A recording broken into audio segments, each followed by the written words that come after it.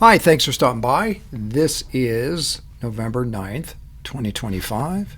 And what I'm going to show y'all today is a demo number 2 or example number 2.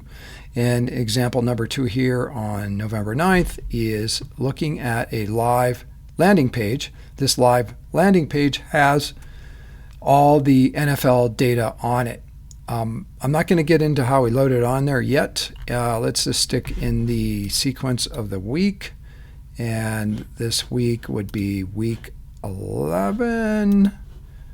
No, it's week 10.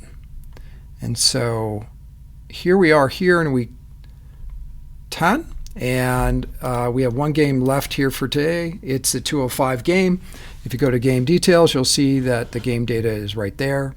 And what I'm going to show you how easy it is if you were to build out a landing page like this with our technology.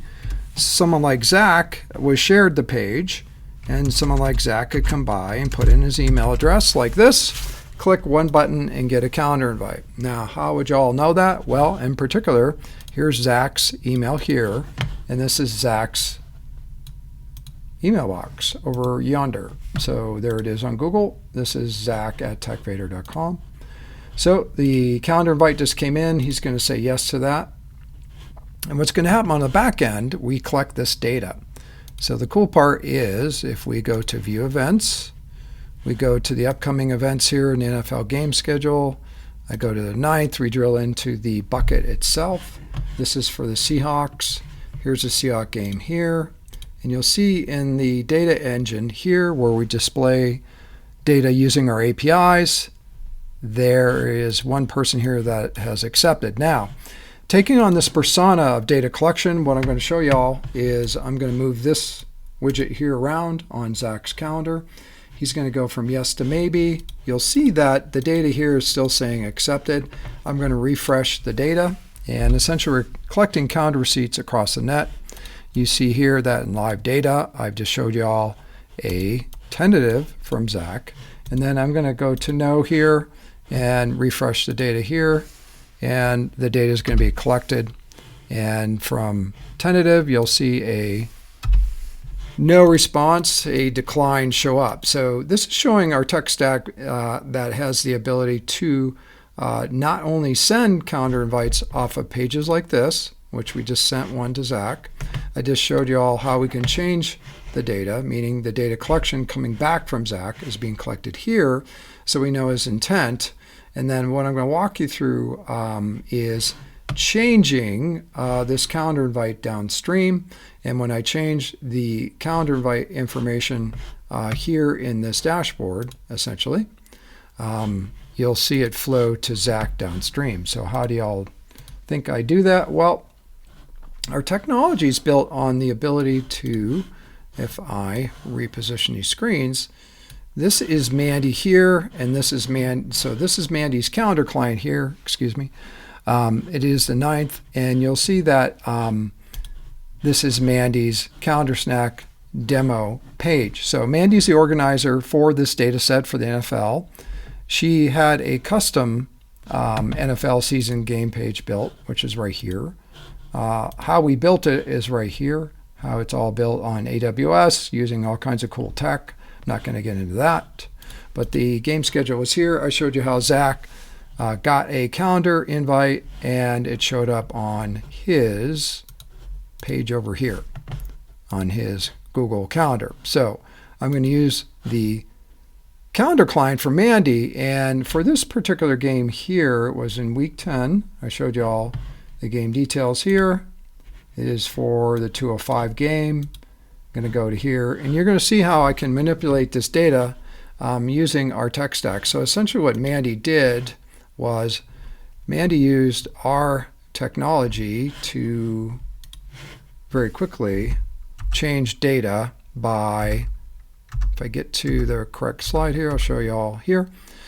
She changed the data in a particular calendar client, and then she pushed the data. It showed up in her invite console, which I just showed you all, and then Mandy's custom web page. So all the data that's going into this page and onto our custom page is being inserted into the calendar invite server by using her calendar client itself. And we use the calendar client to push data by using a Dropbox concept. So Mandy uses create@calendarsnack.com Dropbox. The data goes in, we disassemble it, we view it, and then these embedded APIs you saw over here, which Zach used, sent him a calendar invite. So that's the quick setup. I won't get into too much more of it. Here is the page here. I'm going to show you all how I manipulate the data, and that is we're going to go to AZ versus Seattle. That's at 2:05. Here's the game here. And I'm going to go ahead and pull it out. And then I'm going to add a little note in this game here for fun. And I am going to say stop by this booth, this fictitious booth for demo reasons here. I'm going to insert this surprise message. And this is a surprise vendor message for this person, Zach. And what I'm going to do is just hit save. Now, let me go back to editing and show you all that here is the create@calendarsnack.com.